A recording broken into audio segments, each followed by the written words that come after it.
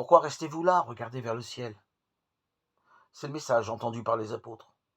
Dans son récit de l'ascension, Luc situe le départ du Maître après une ultime promesse, celle du don du Saint-Esprit, qui fera des apôtres les témoins du Christ.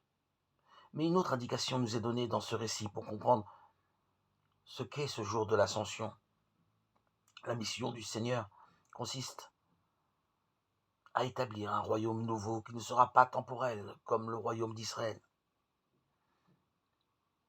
Le Christ a été glorifié puisqu'il est enlevé au ciel et il viendra de la même manière à la fin des temps. L'évangile de Marc souligne davantage l'envoi des apôtres en mission dans son récit de l'ascension. Mais les signes qui accompagneront ceux qui deviendront croyants manifestent la nouveauté du royaume de Dieu, la capacité de parler des langues nouvelles, l'invulnérabilité face au mal et la guérison des malades. Ainsi, l'ascension du Seigneur signe l'accomplissement de sa venue sur terre pour sauver le monde.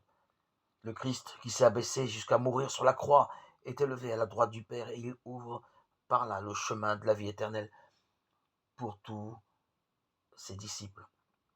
C'est la raison pour laquelle ceux-ci sont envoyés en mission pour que tous les hommes soient sauvés.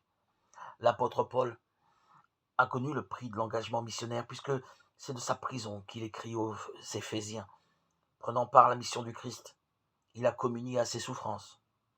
En raison de la seule espérance, celle d'être glorifié par le Christ, chaque chrétien doit se conduire selon sa vocation et vivre la charité fraternelle dans l'humilité, la douceur, la patience. Combien il nous est vital et un besoin impérieux de recevoir l'Esprit Saint pour mettre nos pas dans ceux du Christ et participer à sa mission. Ainsi, nous devons être pleinement consacrés au Père qui nous glorifiera comme il a glorifié son Fils. Alors nous entrerons dans le royaume et nous pourrons chanter avec le psalmiste. Acclamez Dieu par vos cris de joie, car le Seigneur est le Très-Haut, le redoutable, le grand roi sur toute la terre.